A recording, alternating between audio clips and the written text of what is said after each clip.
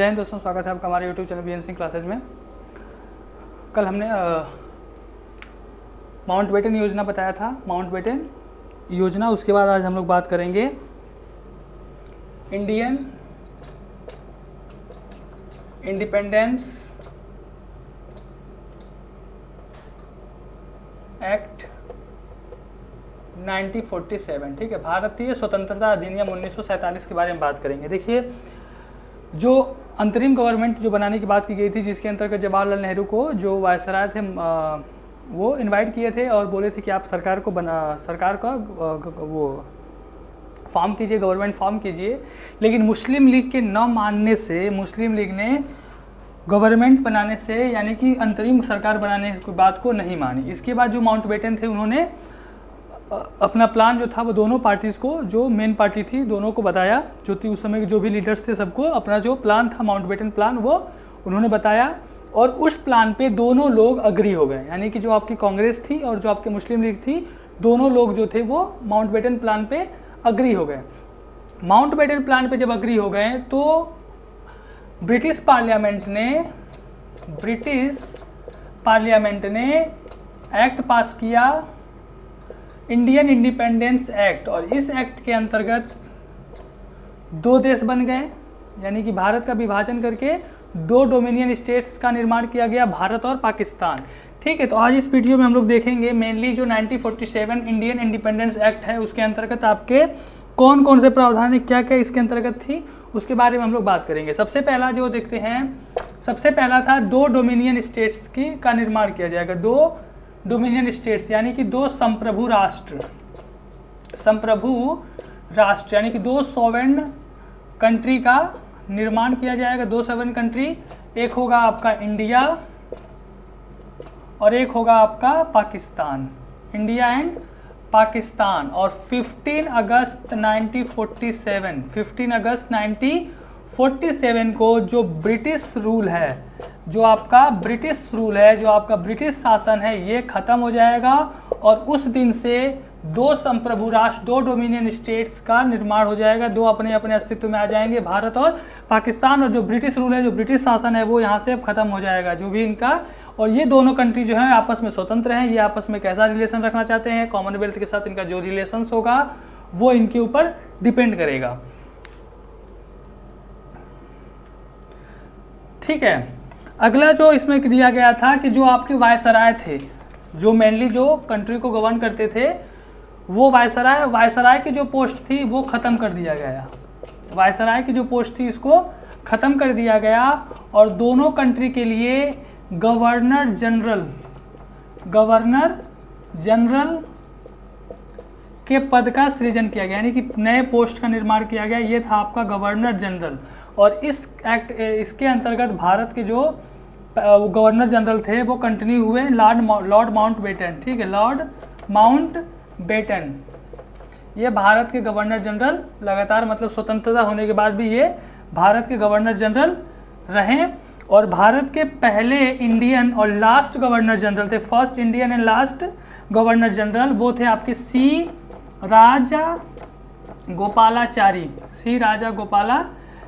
ये आपके पहले और अंतिम भारतीय गवर्नर जनरल थे। ठीक है, इसके बाद इस पोस्ट को खत्म कर दिया गया क्योंकि राष्ट्रपति हो गया, देश का जो सर्वे सर्वा था, हेड ऑफ द कंट्री, वो आपका प्रेसिडेंट हो गया। तो पहले प्रेसिडेंट आपके राजेंद्र प्रसाद हो गए। तो इस तरह से जो आपका ये पोस्ट था गवर्नर जनरल का, वो खत्म हो गया था। और पाकिस्तान में पहले गवर्नर जनरल, वहाँ के कायदे आजम, वो थे आपके मोहम्मद अली जिन्ना।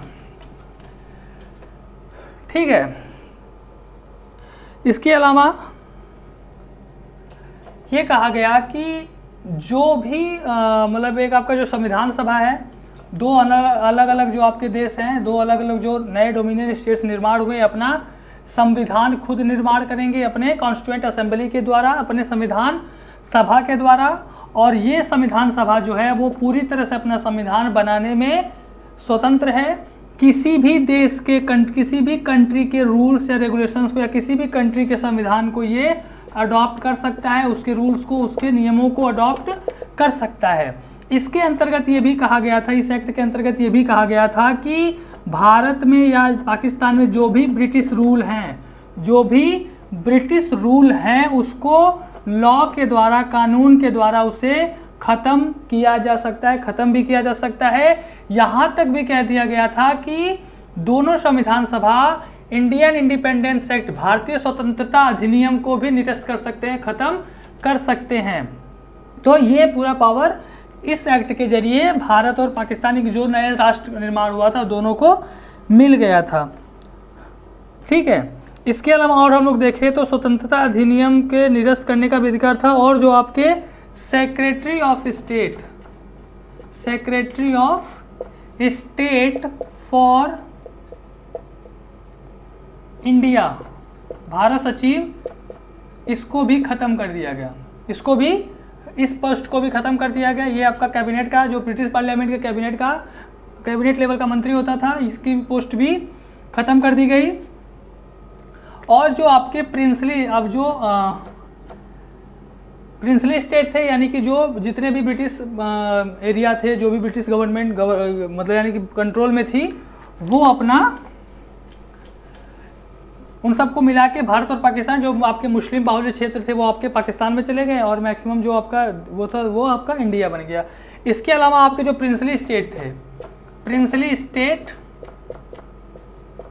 यानी कि प्रिंसली स्टेट जो थे वो आपके स्वतंत्र कर दिए गए, क्योंकि उनका जो ट्रीटी था वो ब्रिटिश गवर्नमेंट के साथ था। वो ट्रीटी 1947 में ख़त्म हो गया और कह दिया गया कि ये जो प्रिंसली स्टेट हैं ये पूरी तरह से फ्री हैं, ये किसी भी देश, दोनों डोमिनियन स्टेट्स जो हैं वो आपके पाकिस्तान और भारत किसी के साथ भी जा सकते हैं, ये फ्री भी रह सकते हैं, इंडिपेंडेंट भी रह सकते हैं, ये सब छूट इनको प्रदान कर दी गई थी। ठीक है, इसी के अंतर्गत जितने भी आपके उस समय के प्रिंसली स्टेट थे उसको कैसे मिलाया गया, कैसे आपका इंडिया का निर्माण हुआ, ये सब आपको आगे हम लोग बताएंगे।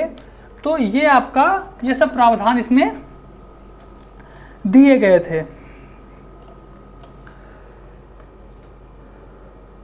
ठीक है, अब हम लोग इसके अंतर्गत देखते हैं 1940, इसके पहले एक अंतरिम सरकार का जो गठन हुआ था 1946 में, वो तो हमने बात किया था। आज हम लोग बात करेंगे, तो इसके पहले हम लोगों ने जो बात किया था वो था आपका इंटरिम गवर्नमेंट, अंतरिम सरकार। ये भारत की पहली फर्स्ट कैबिनेट आफ्टर इंडिपेंडेंस, स्वतंत्रता के बाद जो पहली कैबिनेट का निर्माण किया गया था फ्री इंडिया 1947 में, वो इसका फर्स्ट कैबिनेट है। देखिए, प्रधानमंत्री थे आपके पंडित जवाहरलाल नेहरू। इसके अलावा प्रधानमंत्री के अलावा इनके पास एक्सटर्नल अफेयर्स, जो विदेशी मामले थे, कॉमनवेल्थ रिलेशंस और साइंटिफिक रिसर्च, ये सब इनके पास था। दूसरे आपके सरदार वल्लभ भाई पटेल, ये होम मिनिस्टर थे, और आईबी यानी कि इंफॉर्मेशन एंड ब्रॉडकास्टिंग मिनिस्टर, और इसके अलावा स्टेट मामले, जो राज्य के मामले थे वो इनके पास थे। Doctor Rajendra Prasad, food and agriculture. Abul Kalam Azad, education. John Mathai, railway and transport. R K. Shanmukham Chetty, ये आपके फाइनेंस वित्त मंत्री थे। डॉक्टर भीमराव अंबेडकर, ये आपके लॉ मिनिस्टर थे। Jagjivan Ram, labour minister. Sardar Baldev Singh, defence. Rajkumari Amrit Kaur, health. C.H. Bhabha, commerce. Rafi Ahmed Kidwai, communication. ठीक है, ये आपके पहली कैबिनेट है। तो बहुत सारे जो एग्जाम्स होते हैं उसमें पहले मंत्री पूछ लिया जाता है, तो ये आपके इंपॉर्टेंट जो आपके हैं।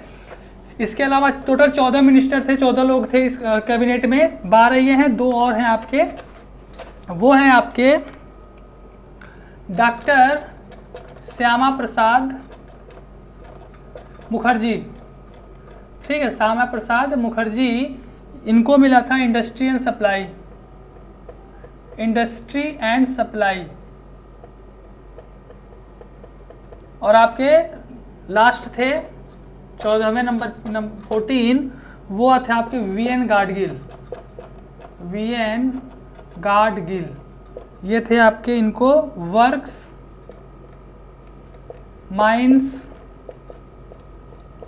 और पावर मिनिस्टर। ठीक है, तो ये आपका पहली कैबिनेट है, इंडिया की पहली कैबिनेट आफ्टर इंडिपेंडेंस 1947 में, जिसके प्रधानमंत्री पंडित जवाहरलाल नेहरू और जो अन्य मंत्री जो थे वो इन पे हम लोग बात कर लिए। ठीक है, इसके बाद हम लोग बात करेंगे कॉन्स्टिट्यूएंट असेंबली का निर्माण और जो संविधान का जो निर्माण हुआ है उसके अंतर्गत क्या क्या हुआ। ठीक है, तो ये यहाँ पे हम लोग अब वीडियो समाप्त करते हैं। Thank you.